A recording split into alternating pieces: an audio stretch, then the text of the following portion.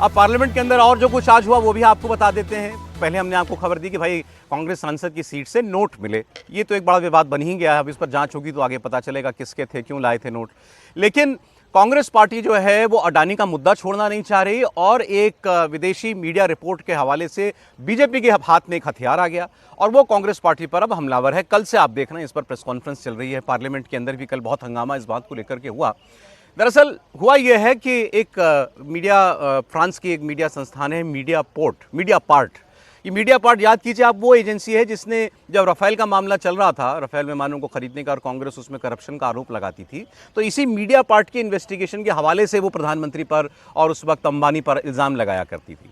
अब इसी media part ने जो अपनी ताज़ा रिपोर्ट प्रकाशित की है उसमें ये कहा है कि OCCRP, organised crime and corruption reporting project, ये एक मीडिया बॉडी है जिसमें छपी हुई रिपोर्टों के आधार पर कांग्रेस पार्टी और खासकर राहुल गांधी पिछले 1-2 वर्षों में खूब आरोप लगा चुके हैं इस सरकार के ऊपर। पेगासस का मामला भी इसने उठाया था और मामले भी इसी OCCRP की संस्था ने उठाए थे। और मीडिया पार्ट ने ये कहा है कि ये OCCRP जो भी बॉडी है, इसमें दरअसल अमेरिकी एजेंसियों का पैसा लगा हुआ है, वो इसकी फंडिंग करते हैं, तो इसलिए ये कोई इंडिपेंडेंट बॉडी नहीं है। अब ये बात बीजेपी ने उठा ली और कहा कि राहुल गांधी, जॉर्ज सोरोस और ये सारी एजेंसियां, ये दरअसल एक ट्रायंगल है, ये सब आपस में मिले हुए हैं और इनका एक ही काम है भारत की सरकार को डिस्टेबलाइज करना, भारत की सरकार पर और यहाँ पर उद्योगपतियों पर झूठे आरोप लगाना ताकि भारत की इकोनॉमी को नुकसान पहुंचाया जा सके, भारत की सरकार को गिराने के प्रयास किए जा सकें। तो ये सीधा इल्ज़ाम राहुल गांधी पर कल लगाया था। डॉक्टर संबित पात्रा सांसद हैं लोकसभा की बीजेपी के, उन्होंने तो ये कहा था, मैं खुलकर कह रहा हूं, गद्दार हैं, देशद्रोही हैं राहुल गांधी, उच्च कोटि के देशद्रोही हैं, गद्दार हैं राहुल गांधी। बड़ा हंगामा हुआ इस पर। पार्लियामेंट में खड़े हो गए निशिकांत दुबे ने यह कहा कि ये खालिस्तानी तत्वों से ये मुलाकात करते हैं, जो कश्मीर को अलग कर देना चाहते हैं हिंदुस्तान से, उनसे राहुल गांधी मुलाकात करते हैं, तो इसकी जांच होनी चाहिए, तो भारत के विरोधी हैं। इस पूरे हंगामे को लेकर ये भी मामला चल रहा है कि उनकी कई बातों को रिकॉर्ड प्रोसीडिंग से हटाया जाए पार्लियामेंट की। तो बीजेपी अब इस वक्त ऐसा लग रहा है पूरा पलटवार कर रही है राहुल गांधी पर। लेकिन राहुल गांधी अपना संविधान की कॉपी लिए और बहन प्रियंका गांधी को साथ में लिए आज वो चक्कर लगा रहे थे पार्लियामेंट के। उनका मुद्दा वहीं का वहीं है, अडानी मोदी भाई भाई, अडानी मोदी भाई भाई, जैकेट वैकेट छपवा लिया, पीछे उस पर स्टिकर लगा दिया इसका, अडानी मोदी का, और वो सब कांग्रेस पार्टी वो पूरा अपना जो उनका जो आरोप है वो उसको लगातार लगा रही है। तो एक वो तस्वीर आज की आपको मैं दिखा देता हूँ, आज जिस तरीके से कांग्रेस पार्टी के लोगों ने प्रदर्शन किया। और एक दूसरा मामला इसमें जुड़ा हुआ है। इन कांग्रेस के सारे प्रदर्शन में समाजवादी पार्टी और तृणमूल कांग्रेस ये एक दिन भी शामिल नहीं हुए, एक बार भी शामिल नहीं हुए, और वो खुलकर कह रहे हैं ये उनका एजेंडा है, उनका मुद्दा, हमारा मुद्दा नहीं है अडानी, हमने छोड़ दिया अडानी का मुद्दा। टीएमसी तो साफ साफ कह रही है, उनके लोग कह रहे हैं कि हम ये कांग्रेस अडानी पर बोलना चाहती है, बोले हम अपने और इश्यूज़ हैं, हमारे पास बांग्लादेश का इशू है, हमारे अपने इश्यूज़ हैं, सरकार हमारा पैसा नहीं दे रही है, वो ज़्यादा इंपॉर्टेंट है, हम उनकी बात पार्लियामेंट में करेंगे, इसमें हमको नहीं फंसना, हम चाहते हैं कि हाउस चले। तो वो बिल्कुल उन्होंने अपने आप को इससे अलग कर लिया है। आज ये सवाल समाजवादी पार्टी के सांसद रामगोपाल यादव से पूछ लिया गया, तो उन्होंने कहा कि भाई जब कभी झगड़ा करना होगा सरकार से तब फिर एक हो जाएंगे, अभी ये उनका मुद्दा, उनको मुबारक। आप देखिए,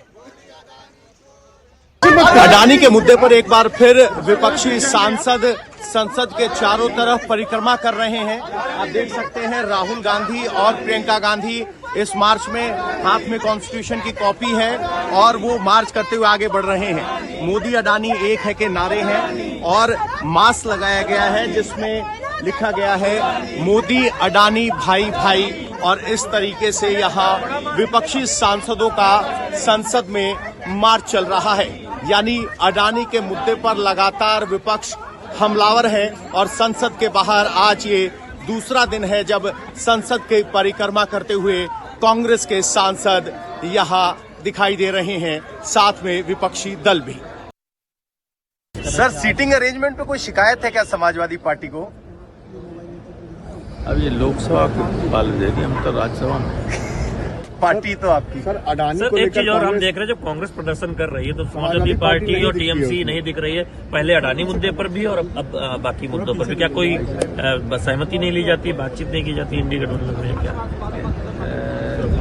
कोई इसमें दिक्कत नहीं होनी चाहिए, क्योंकि कई मुद्दे होते हैं, कोई किसी पर करता है, कोई किसी पर करता है। तो क्या वो इंडी गठबंधन वाली एकता जब होती थी कि भाई विषयों से लेकर सीट शेयरिंग तक, सीट शेयरिंग तक हुई कि नहीं हुई? लेकिन अब विषयों उसके बाद की स्थिति हमेशा बात की बिल्कुल सही है, जब झगड़े की जरूरत आएगी तो एक साथ ही लड़ें। तो झगड़े की जरूरत आएगी तो फिर एक साथ हो जाएंगे। अभी हमारा संभल मुद्दा, उनका अडानी मुद्दा। अच्छा, एक विषय और जो अभी सवाल में आपने सुना, दरअसल जो नया सीटिंग अरेंजमेंट किया गया है उसमें जो पहले आपको फ्रंट रो की तस्वीर दिखाई देती थी ना, राहुल गांधी फ्रंट रो में बगल में बैठते थे, अयोध्या वाले फैजाबाद वाले सांसद अवधेश प्रसाद, उनके बगल में अखिलेश यादव, अब वो अवधेश प्रसाद जी की सीट पीछे कर दी गई है। इसको लेकर समाजवादी पार्टी नाराज है और उनका कहना ये है कि ये सब कुछ कांग्रेस की वजह से हुआ है, क्योंकि leader of opposition Congress party का है तो उनको पूछ करके ये सारा सीटिंग अरेंजमेंट किया जाता है विपक्ष के नेताओं को, तो हमारे नेता को पीछे कर दिया है।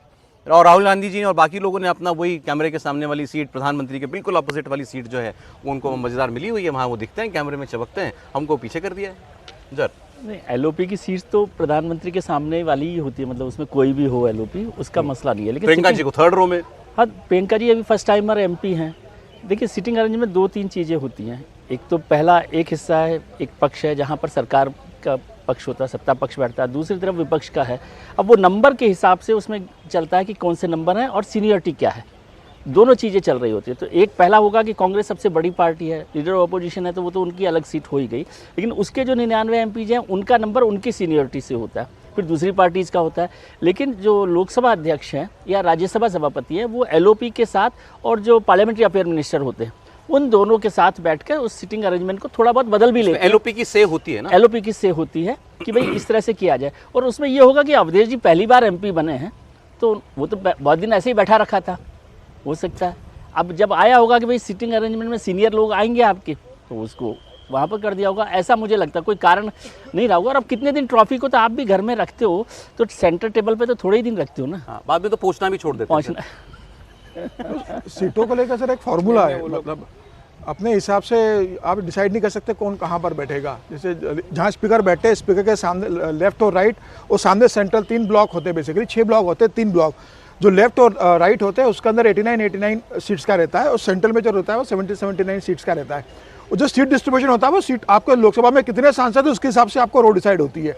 उसका सिस्टम है कि जितने आपके सांसद हैं, जिस पार्टी के जितने सांसद है उसको जो रो है उससे मल्टीप्लाई करते हैं और जो लोकसभा के जितने सांसद है 543 से डिवाइडेड कर देते हैं, तो उसके हिसाब से आपको फर्स्ट में कितना, सेकंड में मिलेगा, हिसाब से डिसाइड होता है।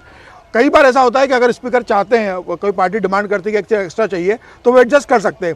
लेकिन मुझे लग रहा है कि इस तरीके से विवाद खड़ा करना कि भाई स्पीकर विवाद ये है नहीं, ज्यादा नाराजगी कांग्रेस से है सपा की कि आपके हाथ में था, हमको प्रोमिनेंट सीट आप दे सकते थे, वो आपने नहीं दिलवाया। नहीं, ये बात सही है कि लीडर ऑफ अपोजिशन का तो फिक्स रहता है 99 सांसद आपके पास। अगर कांग्रेस चाहती और स्पीकर से कहती तो समाजवादी पार्टी जो दूसरी सबसे बड़ी पार्टी है लोकसभा के अंदर, उनको फ्रंट रो पे जगह मिल सकती थी, एक एक्स्ट्रा सीट मिल सकती थी। हो सकता है राहुल गांधी के यहाँ से कहा गया होगा कांग्रेस की तरफ से कि भाई हमारा जो स्थान है हम लेंगे, समाजवादी पार्टी को आप पीछे दीजिए। और फिर प्रियंका गांधी को भी एडजस्ट करना था। हालांकि Priyanka Gandhi first time member of parliament है, लेकिन उनको थर्ड रो पे जगह दी गई है, उन्हें एकदम पीछे नहीं दिया गया। उनको जो सीट दी गई है वो थर्ड रो पे दी गई है।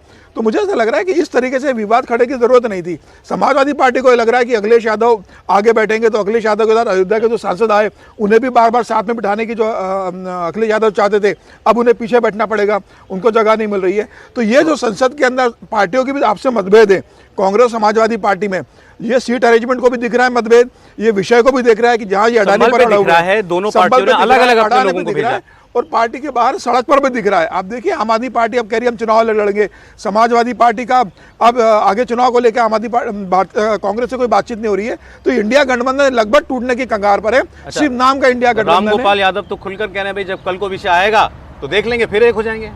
नहीं, मुझे लगता है कि इस पे बेवजह हम लोग उतने गंभीर तो वो लोग नहीं जितना गंभीरता से हम लोग चर्चा कर रहे हैं। गठजोड़ जैसी कोई चीज़ है ही नहीं ना।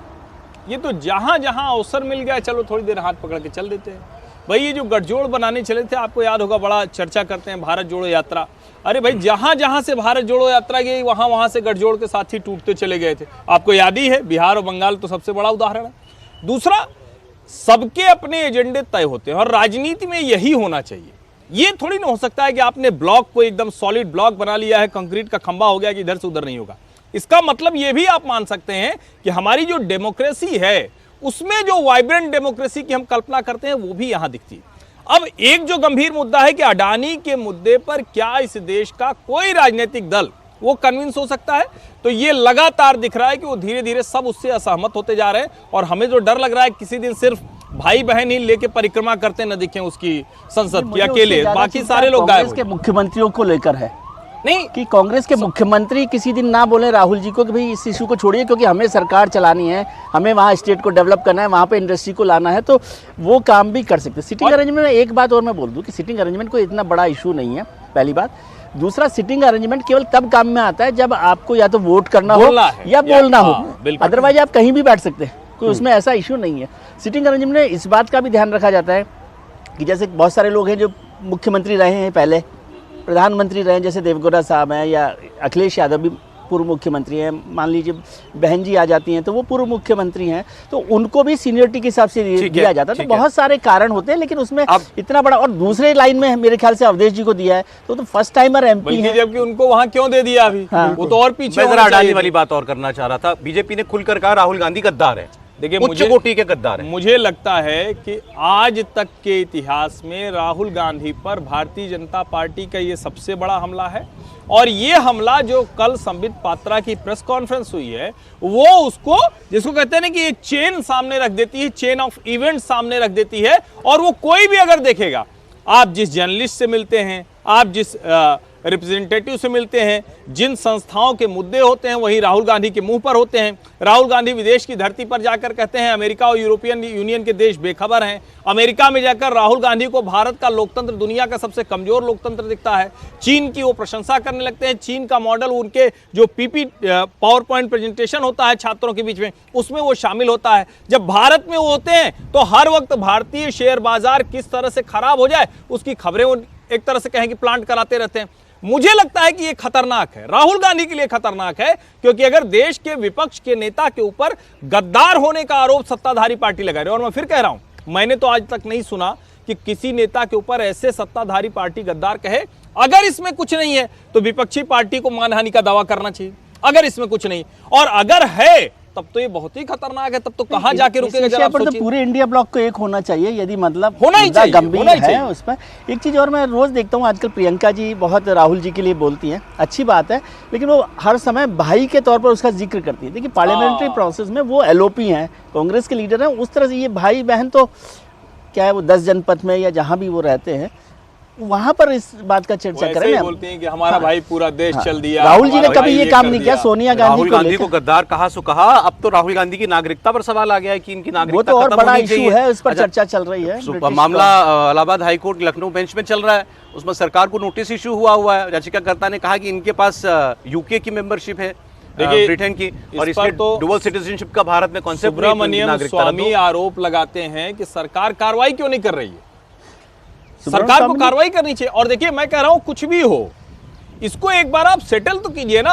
आप बताइए कि ब्रिटिश सिटीजनशिप थी या नहीं थी, और अगर ब्रिटिश सिटीजनशिप रहने के दौरान डुअल सिटीजनशिप का मसला है तो सिर्फ और सिर्फ नागरिकता का मसला नहीं है, ये फ्रॉड का मसला है, देश की संप्रभुता से जुड़ा मसला है। भारत डुअल सिटीजनशिप की इजाजत नहीं देता है, तब तो नागरिकता भी जाने की खतरा है, सांसद ही भी जाने का खतरा है, और इतने गंभीर मसले पर कुछ हो नहीं रहा। ये आपकी नजर में छोटा फ्रिवलस आरोप है? कांग्रेस पार्टी इसको कहती है कि भाई ये तो वैसे ही एजेंडा है और इसमें कुछ नहीं है।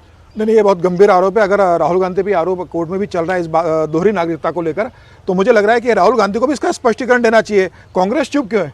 जब इस मामले में इतनी चर्चा हो रही है देश के अंदर, कोर्ट के अंदर मामला चल रहा है, तो राहुल गांधी बताएं, कांग्रेस बताए कि राहुल गांधी ब्रिटिश के नागरिक है कि नहीं, अगर ली है नागरिकता तो क्यों ली है, छोड़ दिए तो कब छोड़ दिए। और मुझे लग रहा है जब मामला इलाहाबाद हाई कोर्ट में है तो अब केंद्र सरकार को भी इसका जवाब देना पड़ेगा। जब नोटिस गया है तो मुझे लग रहा है उस जवाब के बाद बहुत साफ हो जाएगा कि राहुल गांधी बिल्कुल 19 दिसंबर को प्रोसीजर मांगा है। बिल्कुल, और संदर्भ में विदेश मंत्री का भी बयान आया था कि प्रोसेस के अंदर, मुझे लग रहा है इसके जवाब जब केंद्र सरकार सबमिट करेगी तो वास्तविकता सामने आ जाएगी। देखिए जहां तक अडानी का मामला है, मुझे लग रहा है कि एक विपक्ष का नेता, एक इतनी बड़ी पार्टी जो देश की राष्ट्रीय पार्टी है, इतने समय देश के अंदर राज किया, आज के 99 सांसद है, कोई एक पार्टी इस मुद्दे को लेकर, जो कोई मुद्दा नहीं है, उस एक बिना बेबुनियाद मुद्दे को लेकर आप संसद को नहीं चलने दे रहे हो, सड़क पर आप सिर्फ वही बात करते हो, आप वो टी शर्ट पहन के जाते हो, 24 घंटे आप सिर्फ अडानी की बात करते हो। आज आपके साथी छोड़ के जा रहे हैं, कल आपके सांसद छोड़ देंगे, तो कल मुझे लग रहा है कि तेलंगाना के मुख्यमंत्री हो या हिमाचल के मुख्यमंत्री हो या दूसरे आपके कर्नाटक के मुख्यमंत्री हो, राहुल गांधी से हाथ जोड़ लेंगे कि सर आप ये मत कीजिए। भाई एक व्यक्ति आपके राज्य में इन्वेस्ट कर रहा है, आपको 100 करोड़ रुपए दिए, आप 100 करोड़ रुपए वापस करवा देते हो। हिमाचल में स्टाफ को तनख्वाह देने के लिए पैसे नहीं है, इन्वेस्टमेंट आ नहीं रहा, और जो इन्वेस्टमेंट कर रहा है आप उसके खिलाफ लगातार आरोप लगाते हो। अडानी के खिलाफ आपके पास कोई साक्ष्य है तो आप सार्वजनिक कीजिए, उसे कोर्ट में जाइए। सिर्फ अडानी और मोदी को भाई भाई बोलने से मुझे लग रहा है ये मानसिक दिवालियापन है राहुल गांधी का और कांग्रेस का, कि लगातार इस मुद्दे को लेकर चल रहे हैं और विपक्ष को लग रहा है चिंता का मुद्दा नहीं है। बिल्कुल चिंता का मुद्दा नहीं है, भारतीय जनता पार्टी के लिए किसी तरह का नहीं है। चिंता का मुद्दा तो कांग्रेस के लिए, जनता का नहीं, जनता का इससे कोई कंसर्न नहीं है। आपके पास क्या है? जनता का मुद्दा है इतने आरोप अपने अडानी पर लगाए, सारे आरोपों से अडानी फ्री हो गए। हिडनबर्ग की रिपोर्ट आई, उसके बाद वो फ्री हो गए, गिरती है 2 दिन फिर वापस फिर उठ जाती है। लेकिन जनता का मुद्दा ऐसे है कि इस देश का रिटेल इन्वेस्टर, छोटा निवेशक पैसे लगाता है, और राहुल गांधी की ऊट पटांग बयानबाजी की वजह से शेयर बाजार नीचे गिर जाता है। शायद बाहर से आरोप लगे तो उसका उतना असर नहीं होगा, जब नेता प्रतिपक्ष कुछ बोलता है, जब लीडर ऑफ अपोजिशन कुछ बोलता है तो उसका प्रभाव पड़ता है, और वो रिटेल इन्वेस्टर जो पैसे गंवा बैठता है उसकी भरपाई कौन करेगा? अच्छा। और एक बात मैं और कहूं, देखिए आरोप प्रत्यारोप लगते हैं ना तो कई बार लगता है राजनीतिक है, लेकिन जनता कुछ तो देखेगी ना। जब मोदी अडानी भाई भाई कहा जाएगा तो कहेंगे अच्छा क्या किया, विदेश में ठेका मिल गया तो कहेंगे यार ये तो अच्छा है, हमारी कंपनी को मिल रहा है, हमारे देश का प्रधानमंत्री अगर उसमें कहीं कुछ टूल भी बन रहा है तो बड़ा अच्छा है, हमारी कंपनी। लेकिन अगर कोई कहे कि जॉर्ज सोरोस और राहुल गांधी एक हैं, और वो अगर कहीं जनता के दिमाग में फिट बैठ गया तो कांग्रेस पार्टी कहां पहुंचेगी, किस स्थिति में रह जाएगी, उसकी कल्पना करनी। जॉर्ज सोरोस मतलब आपकी नजर में बिल्कुल नो कंफ्यूजन देश विरोधी है, मतलब हमारा दुश्मन है। आप किसी से पूछ लें, बिल्कुल, और जो थोड़ा भी राजनीतिक तौर पर जानता होगा, उसको कुछ न पता हो, आप उसको कहिए कि सोरोस का नाम पता है, वो बता देगा। और जॉर्ज सोरोस ने जिस तरह से म्यूनिख ग्लोबल सिक्योरिटी कॉन्फ्रेंस में नरेंद्र मोदी का नाम लेकर यहां के लोकतंत्र को खत्म करने की बात कही और कहा कि हम डेमोक्रेसी नए तरीके से वहां स्थापित करेंगे, उससे साबित और $1 बिलियन की प्लेज करने की बात कही, और जितने अलग अलग लोग जो अलग अलग मंचों पर भारत विरोधी गतिविधि चला रहे हैं, उन सब का कनेक्शन जॉर्ज सोरोस से निकलता है, कोई छिपी बात नहीं। अब सर दोनों के आरोप एक दूसरे के ऊपर, बीजेपी बोले ये देशद्रोही हैं राहुल गांधी, वो कहते हैं मोदी अडानी एक है। ये देखिए बीजेपी ने जो आरोप लगाया वो गंभीर आरोप है, लेकिन मैं कहता हूँ वो सत्ता में बैठे हुए हैं, आरोप लगाने की जरूरत ही नहीं है डॉक्टर संबित पात्रा को। वो तो होम मिनिस्टर साहब को फाइल भेज दे, होम मिनिस्टर साहब एक्शन ले लें। आरोप लगाना, प्रेस कॉन्फ्रेंस कर दी वो ठीक है, लेकिन ये तो उनकी जिम्मेदारी है कि एक देशद्रोही, हमारा मतलब सो कॉल्ड देशद्रोही जो भारतीय जनता पार्टी कह रही है, वो हमारे विपक्ष के नेता हैं, ठीक है, तो सरकार को कार्रवाई करनी, ये बताता है। नहीं सरकार कंडक्ट क्या है, कोई ये फैक्ट्स की बात कर रहे हैं ना। हाँ, तो फैक्ट्स पर तो होम मिनिस्ट्री को, सरकार को जांच करनी चाहिए। मिलना तो क्राइम है नहीं, हाँ, ना किसी कोई कुछ बाहर छप गया उसकी बात करना, हाँ, तो फिर वो कह रहे हैं ये वही मुद्दे उठाते हैं जिससे देश को नुकसान हो। नहीं, क्या ये मुद्दा फिर देशद्रोही क्या कह रहे हैं आप? देशद्रोही तो एक फैक्ट हुआ ना, या आरोप है? आरोप है उनका। हाँ, तो आरोप तो कुछ भी लगाते रहिए, आप भी आरोप लगाइए, वो भी आरोप लगाइए। और ब्रिटिश नागरिकता का सवाल जो है, मुझे लगता है कि सरकार उसमें इसलिए बचना चाहती है एक्शन से कि आपको लगे कि पॉलिटिकल वेंडेटा है, कहीं राहुल गांधी जी को इसका फायदा ना हो जाए यदि सरकार कोई कार्रवाई करती है, इसलिए इसका दूसरा रास्ता अख्तियार किया गया। ये फैक्ट की बात है भाई, आपके पास ब्रिटिश नागरिकता है या नहीं है ये तो पता चलना ही चाहिए ना। नहीं, लेकिन ये तो इलेक्शन कमीशन में वो एमपी रहे हैं, 2004 से अभी तक एमपी हैं। हाँ। तो वहां पर भी सिटीजनशिप का मसला तो आता ही है ना, उसमें तो लिखा हुआ होता है कि आप उन्होंने ये बता रखा है अपने हर कागज में कि मेरे पास केवल भारत की नागरिकता है। बिल्कुल, अभी वो सांसद बने हुए। और अभी तो सरकार 10 साल से केंद्र में भारतीय जनता पार्टी की है, और ये आरोप कोई नया आरोप नहीं है ब्रिटिश नागरिकता वाला, तो सरकार को भी आना चाहिए। और अब 19 दिसंबर को मेरे ख्याल से इलाहाबाद हाई कोर्ट में इस पर हो रहा है, तो सरकार उस पर जवाब दे देगी कि उनका है कि नहीं है। और मुझे तो नहीं लगता कि कोर्ट की ज़रूरत है इसमें, यदि फैक्ट्स ऐसा हो कि उनके पास ब्रिटिश सिटीजनशिप है और भारत में ड्यूअल सिटीजनशिप का मसला नहीं है।